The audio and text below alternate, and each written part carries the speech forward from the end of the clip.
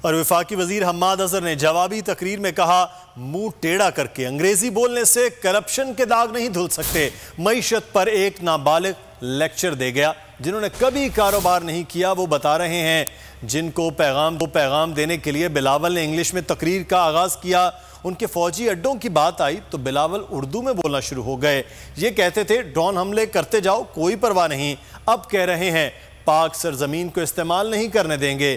کوئی کرپشن سے تباہی دیکھنا چاہتا ہے تو سندھ کا حال دیکھے۔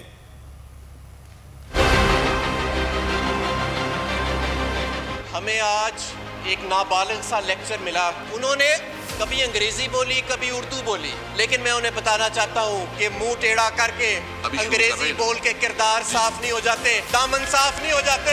یہ جو کرپشن کے داغ سینے پہ لگے ہیں یہ انگریزی بولنے سے صاف نہیں ہوئیں گے۔ ہم کوئی 10% 20% کی بنیاد پہ یہاں نہیں آئے۔ پاکستان پیپلز پارٹی کے کو چیئرمین کے دور میں 5 سال میں کوئی ایک بھی ایسا سال نہیں تھا جس میں یہ 4% اکنامک گروتھ حاصل کر سکے۔ انہوں نے کہا آپ کس منہ سے اپنے حلقے میں جاتے ہیں؟ ہمارے حلقے میں کتے کاٹنے کی کوئی بیماری نہیں پھیلی ہوئی۔ ہمارے حلقوں میں اللہ کا فضل ہے ہم HIV اور ایڈز سے محفوظ ہیں۔ جو سزا ایک پالیسی کے تحت سندھ کے شہروں کو دی جا رہی ہے وہ آج ان کے الفاظ میں نظر آئی، وہ حقارت، وہ نفرت نظر آئی۔